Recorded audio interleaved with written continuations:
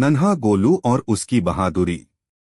एक बहुत ही विशाल और सुंदर जंगल था जिसका नाम नीलगिरी वन था। वहां हाथियों का एक बड़ा झुंड रहता था। उसी झुंड में गोलू नाम का एक छोटा हाथी भी था। गोलू बाकी हाथियों की तुलना में थोड़ा छोटा और शरारती था। जहां बाकी बड़े हाथी अपनी ताकत का प्रदर्शन करते और भारी पेड़ों को उखाड़ते थे, गोलू फूलों के साथ खेलता और तितलियों के पीछे भागता।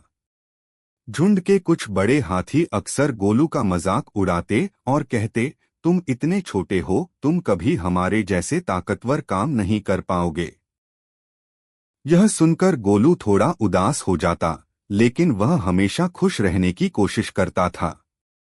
एक दिन दोपहर के समय, जब पूरा जंगल तपती धूप में शांत था, अचानक हवा में धुएं की गंध फैलने लगी। देखते ही देखते जंगल के एक कोने में, जहां घनी झाड़ियां और सूखे पत्ते थे, आग लग गई। आग तेजी से उन झाड़ियों की ओर बढ़ रही थी जहां खरगोशों और नन्हे पक्षियों के घर थे। सभी बड़े हाथी घबरा गए।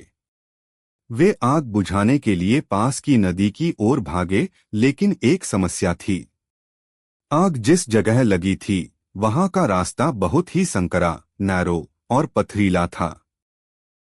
बड़े हाथी अपनी भारी देह के कारण उन कटीली झाड़ियों के बीच नहीं जा पा रहे थे। वे किनारे पर खड़े होकर बस चिंगाड़ रहे थे। तभी नन्हे गोलू ने देखा कि खरगोश के छोटे छोटे बच्चे आग के बीच फंसे हुए हैं और डर के मारे रो रहे हैं। बिना एक पल गवाए गोलू अपनी नन्ही सूंड में नदी का पानी भरकर लाया।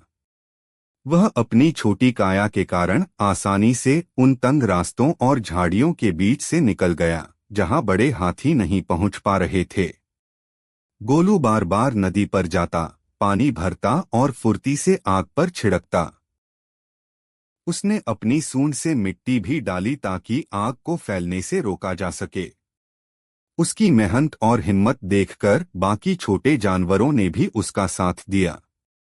थोड़ी ही देर में गोलू की सूझबूझ और फुर्ती की वजह से आग पूरी तरह बुझ गई। सभी खरगोश और पक्षी सुरक्षित थे।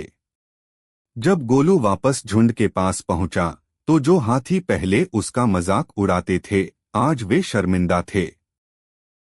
झुंड के सबसे बुजुर्ग हाथी ने गोलू के सिर पर अपनी सूंड रखी और कहा, बेटा गोलू, आज तुमने साबित कर दिया कि असली ताकत शरीर के आकार में नहीं, बल्कि बड़े दिल और सही समय पर दिखाई गई हिम्मत में होती है। उस दिन के बाद गोलू पूरे जंगल का हीरो बन गया और किसी ने उसे कभी छोटा कहकर नहीं चिढ़ाया। शिक्षा: सच्ची ताकत शरीर के आकार में नहीं, बल्कि आपकी बुद्धि और दूसरों की मदद करने के जज्बे में होती है।